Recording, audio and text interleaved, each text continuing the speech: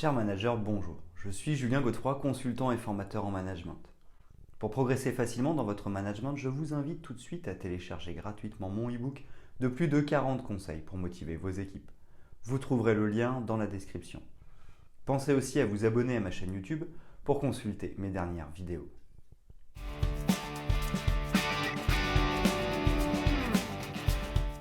L'organisation du travail a un impact majeur sur la productivité d'une entreprise. Il s'agit alors de définir qui fait quoi et comment pour acquérir une efficacité optimale. Les formes d'organisation choisies dépendent de la configuration, du secteur, de la taille et de la culture d'entreprise. De plus, elles touchent non seulement la structure globale, mais aussi l'organisation individuelle de chaque salarié.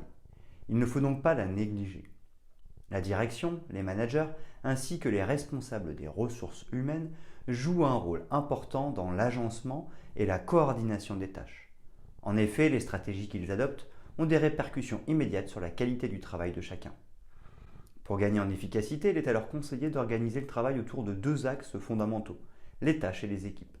Découvrons ensemble comment la gestion des ressources humaines et la gestion des tâches jouent un rôle certain dans l'organisation du travail en entreprise.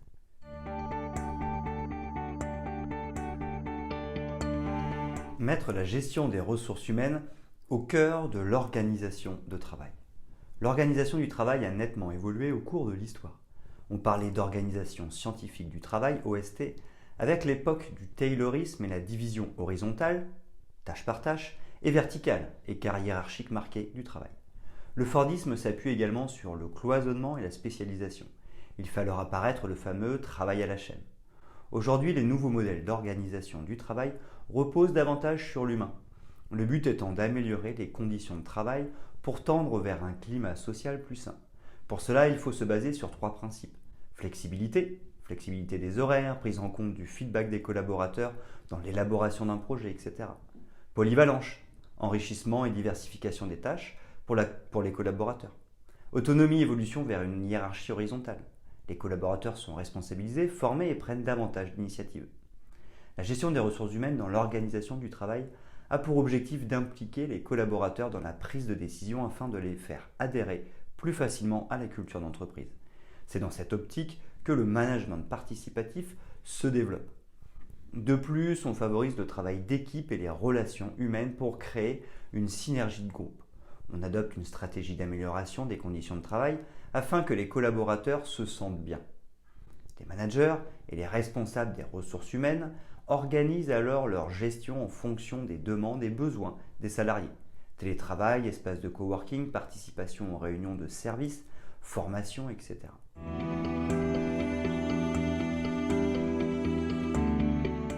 Maîtriser la gestion des tâches et du temps de travail. Une bonne organisation du travail passe par une gestion des tâches adéquates. Il s'agit alors de découper, répartir et coordonner les tâches comme dans la gestion de projet, de façon à gagner en efficacité. Pour une bonne répartition des tâches, il est important de prendre en compte les facteurs de motivation des collaborateurs et d'étudier leur personnalité. Certains vont être motivés par des projets nouveaux, leur apportant des compétences supplémentaires, et d'autres par des projets ayant un fort retour sur investissement, par exemple. La coordination des tâches nécessite, quant à elle, une excellente communication entre les membres d'une même équipe, ainsi qu'avec les autres services. Il existe certaines méthodes d'organisation, comme la méthode Scrum ou le workflow, qui permettent d'organiser le travail en plaçant la satisfaction du client au cœur du processus. L'efficacité se mesure à travers l'organisation des tâches, mais aussi à travers le temps que nous consacrons à les réaliser. De ce fait, il est important d'agir également sur l'organisation du temps de travail.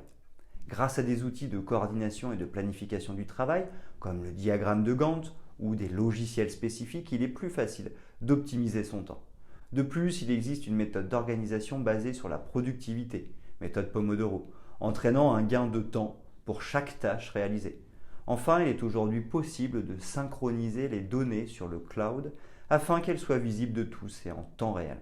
La centralisation des informations permet alors de gagner en efficacité.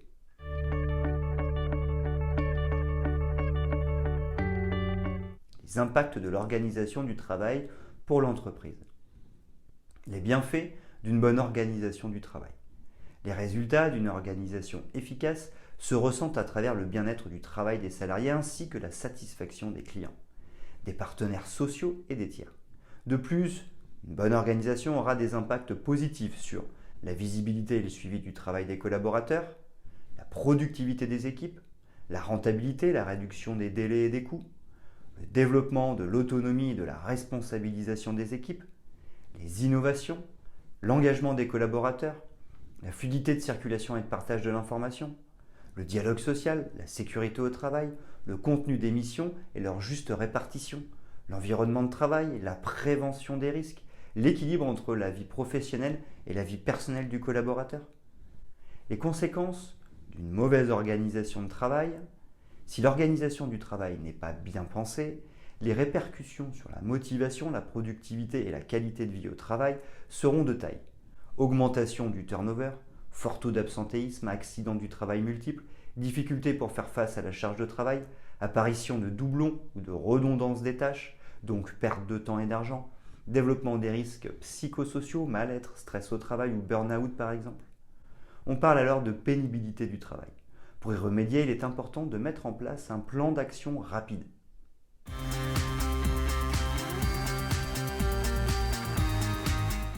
En résumé, la clé du succès est de placer le collaborateur au cœur du processus tout en s'appuyant sur différents outils organisationnels et sur une bonne communication. Pour une organisation du travail performante, alliant productivité, efficacité et santé au travail, nous pouvons retenir les 2 leviers principaux suivants: la gestion des ressources, conduisant l'implication de chacun, la gestion des tâches ainsi que leur temps de préparation et d'exécution. Adopter de façon efficiente une organisation du travail adaptée participe grandement à la pérennité de l'entreprise.